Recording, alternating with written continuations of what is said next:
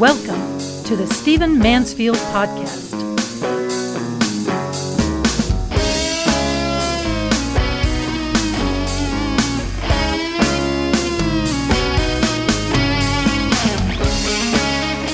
Well, welcome to the Stephen Mansfield Podcast. I am so glad you've joined me here. Let's dive right in. I want to talk to you about the economy. I am recording this on July 1st, 2019, and let me report to you that today marks the longest period in the U.S. economy that the U.S. economy has gone without a recession. Pretty stunning. This is historic. This is the longest period that the U.S. economy has gone without a recession. It's pretty stunning. Our economy is unbelievably strong. It's had an amazing run. And the good news, the really good news, is that it's happened sort of gradually and steadily. So there hasn't been just an explosion or what some people sometimes call a bubble. We haven't just rapidly grown a dramatic bubble so that things should pop instantly. But it's grown steadily and smoothly, and it's very, very strong. We are at a 50-year low of unemployment rate, and we are at a time of unbelievably strong job creation. Now, I know I must sound like a spokesman for the Trump administration. That is not what I am. But whatever the causes, we are in a very, very strong economy. We're in a very, very good position as far as global trade. We're in a strong position as far as job creation. We're at a 50-year low in unemployment rate. And we now, as of this date, July 1, 2019, we have broken the record for the longest period without recession in American history. So it needs to be celebrated. And whoever has created this, whoever has contributed to it, and certainly it's at least this president, if not a couple of presidents back, we've done well, and they all deserve credit. So that's not my point. My point is that whenever something like this happens, you begin to get people worrying that it's going to end. And let me tell you that this often becomes a self-fulfilling prophecy, that when the prognosticators, when the economists, when the evening news leads off with experts are saying the current economic strength is likely to end, then it can become a self-fulfilling prophecy. People can actually talk their way, fear their way, doubt their way, and thus behave their way into a recession. Now, I'm not saying there aren't serious economic forces behind these things. This is not just a matter of happy talk and whether you're listening to the right motivational speaker. But the fact is, when a recession, we've gone recession-proof, we've gone without recession for this long, when we've broken records, when we have a historic all-time economy, breaking records and resetting the bar, then two things are obvious. People, first of all, are going to start worrying about when it's going to end or modify. And second of all, it's going to modify. It's absolutely going to change. When you're making history, when you're further along than you've ever been before, things obviously are going to modify. They're going to change. There's going to be some modification. There's going to be some shift. Now, don't let this produce fear. First of all, let's take a moment before we rush to the fear and celebrate the good. So today, in whatever way you do, raise a glass, say a prayer, turn to someone and acknowledge. Just simply acknowledge the fact that we've got a historically strong economy.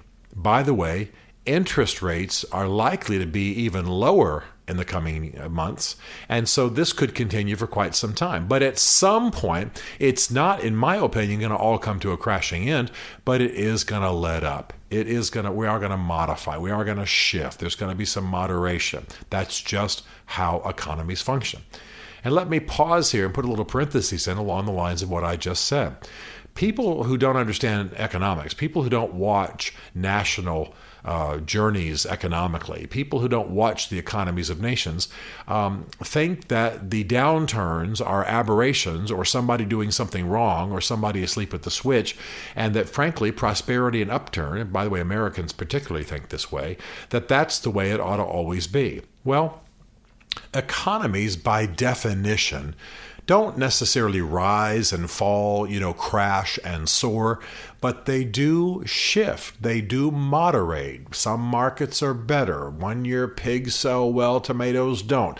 1 year this company produces the hot new shirt or the hot new doll, or this restaurant is just got lines out the front door, and this other style is not doing well. 1 year everybody's getting off carbs, and so the orange juice industry is tanking, and then the next year suddenly vitamin C makes you better and sexier and live longer and everything, and so people are drinking barrels of orange juice. You understand how it goes. Economies shift, economies modulate, economies rise and fall. And so the reason that I'm saying this to you is to be practical. We absolutely should celebrate the good of what's happened, but at the same time, we need to know things are going to shift. And what you want to do is you want to conduct your personal economics so that you are ready for shifts. You want to do the things that you don't want to be living on the ragged edge of how the economy is doing. Right now it's doing well, and when it's doing well, people often get lazy. Hey, the economy's strong, my job will never change, my current status will be great, I'll always make this much money. They don't have any cushion, they don't have any margin, they run up big debts, they assume interest rates don't matter on their credit cards. I know people who've got 18, 20% on their credit cards they're paying. Unbelievable. Well, what you want to do, though, is you want to enjoy the good times, but you want to use the good times also to prepare you for when the economy modulates. You want to make sure you've got some margin. You want to use that time to get out of debt. You want to use that time to lay aside some money. You want to use that time to start a side gig, to start another source of income. You want to use that time to invest in some things that are smart and that aren't risky. So here's where I get practical. I believe that sometime in the next year, we're going to see not a dramatic crash, but a modulation on the current good status. We've broken a record today. It's wonderful. I don't know that there'll be massive inflation. I don't know that there'll be a harsh recession. There will be a change. And by the way, if the whole national economy does fantastically for the next 50 years, the industry you're in could undergo a downturn. We're changing so fast that almost everybody listening to this podcast can think of an industry that hasn't done as well. Can think of a favorite restaurant chain that closed, can think of a certain service that's no longer necessary, can think of things that have changed. Even while the country was doing well, certain industries haven't done well, and you probably can note which ones they are. Some of my favorite restaurant chains where I used to enjoy, eating focaccia bread at a certain Italian joint, that Italian joint's going away. That thing's restricting. What is it? Management, buyout? I don't know. But economically, they're not doing well. That's the way it always is. So the smart guy is always preparing, not in fear, not starving his family so he can shove money under the mattress. No, that's not what you want to do. But you do want to prepare. How do you prepare? Well, first of all, keep this in mind. Cash is always king. You always want to have cash. You always want to have money to spend. Second of all, debt is everyone's problem, and we are way too much in debt. I did a podcast on this just a few weeks ago. We are in massive debt. Defaults on credit card debt is happening to a huge degree. Millennials are being insane about debt. People have taken debt too lightly, and I've even talked to people who are in bad credit card debt, and what encouraged them to do that was when some macroeconomist, some person who was a specialist in the national economy, talked about the national debt as though it was no big deal. So these individuals thought that their individual debt couldn't be that big a deal either. Well, too bad. Now they're paying 15, 16, 17, 18% on credit cards, and they've got thousands charged.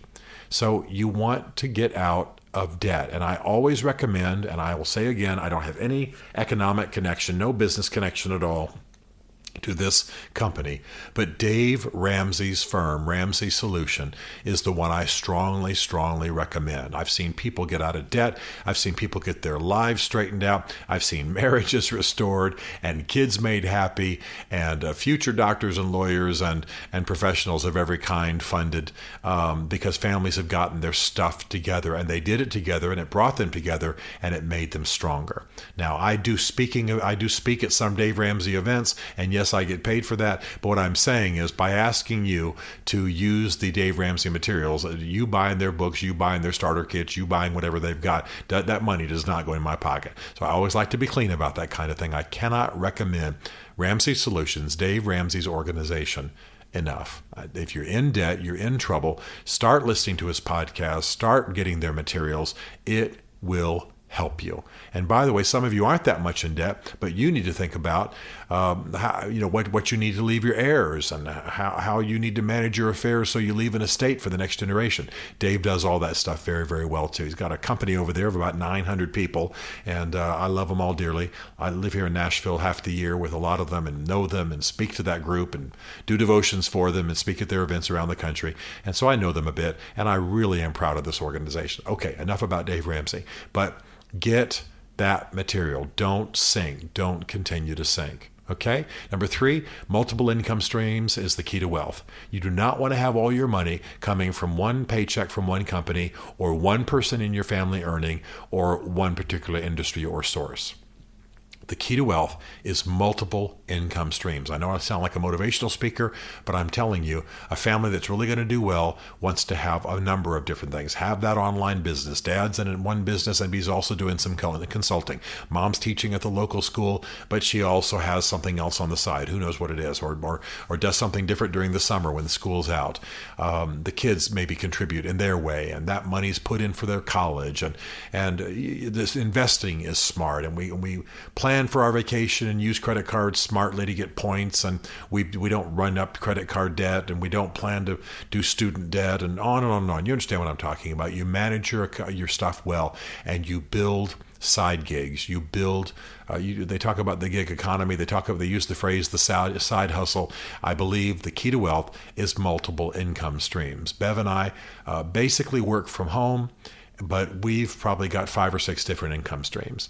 And it's just because we do a diversity of things, and we develop that. So if any one thing goes away, there still would be other things. If something happened to one of us, the other one would still be earning. And it's the key to real wealth. And I strongly recommend it. Doesn't mean you have to exhaust yourself. Doesn't mean you have to burn yourself out with one guy doing 16 different jobs, but figure out, get some wisdom, get some people to give you input, figure out how to have, as they now say, the kids now say with their slang, the side hustle, the thing you're doing in addition to the main thing you're doing, and watch income increase. And a lot of this, and this is, of course, the material you'll get from Ramsey if you work with them, but a lot of this has to do with just budgeting and being intentional about your money. Some people are living and eating and spending like the end of the world's coming next week. Well, it's not. And by the way, for some of you older ones who may be in your 50s or 60s, I think, I say this every time I get a chance, one of the things that's really going to shock a lot of people is how long they live. You know, folks who were in their early 60s, it wasn't that long ago, and that was about the time you started thinking about retiring. That was the time you started thinking about, going on Social Security and retiring and getting your Medicare straightened out and just living the rest of your life sitting by the water. Well, that, first of all, I think that's a flawed way of thinking about fulfilling your life and destiny and having a meaningful life. But second of all, people are living much, much longer than anyone could have expected. And so someone in their early 60s is very likely to live another 20 or 30 years. Well, you've got to stop thinking in terms of retirement and start thinking in terms of how to retool. Start thinking in terms of how you can do productive, meaningful, happy work in the future, hopefully making a difference in society, and still earn an income. Our economy is growing, it's expanding, good things are happening, new markets are being opened up, new labor markets are being opened up. What can you do? How can you serve? And I'm not talking about necessarily working at McDonald's, unless that's just what you want to do. I'm talking about meaningful, noble work that you want to do, that you can do into your older years. I'm telling you, all the age boundaries are going away. And people will be working happily and meaningful late into their life. Well, what you don't want to do is think that you're just going to be able to live on a very little bit of retirement and then sit down on your front porch rocking chair when you're 60 or 61. That's not only a meaningless life, that's also going to, I think, lead to economic destruction. So be intentional. Plan. Think about your life. Think about your needs. How many children do you have? What are your obligations? What are your needs? And by the way, do some investigating. I know some people recently who have gotten to the age of 65 and are going on Medicare, And they're finding out that they're still going to have to pay some money every month for the rest of their lives. It's very expensive stuff, even though it's supposed to be the state-funded retirement plan for Medicare. Well, that's how it goes. So be intentional. All of this to say, will there be an economic downturn? Yes, there's always an economic downturn coming somewhere. Will it happen nationwide? I don't know. Will it happen in some industries and not others? Without question. Will it happen in your industry? I don't know. The important thing is, do you know? And are you only dependent on one family member's check from one company? People get fired, people get sick, things happen, companies shut down. You want multiple income streams, you want cash to be king, you want to not be in heavy debt, and you want to plan and be intentional. But here's what I want to say to get you to relax. Economies rise and fall. You ever been on a boat on the ocean or a lake when the wind is blowing? I'm telling you, economies rise and fall. They bounce up and down. I was on a boat off of Hawaii one time. You can't believe how high in the air we were bouncing and going back down again. But we survived, and it was fun, and we laughed, and we got through it because we were prepared. So that's what you want to do. Yes, some economic tumultuousness is going to happen in your industry, in your life, or someone else's, or nationwide at some point. The present record-breaking economy is going to modify a little bit. It's going to modulate. Be ready, be calm, be faithful, be intentional, and you'll get through it. Don't be afraid. It's possible, though, that the experts are speaking us into an economic downturn as I speak right here in this podcast. Be wise and be ready. Stephen Mansfield is a New York Times best-selling author, a popular speaker, and a frequent faith and culture commentator on Fox and CNN.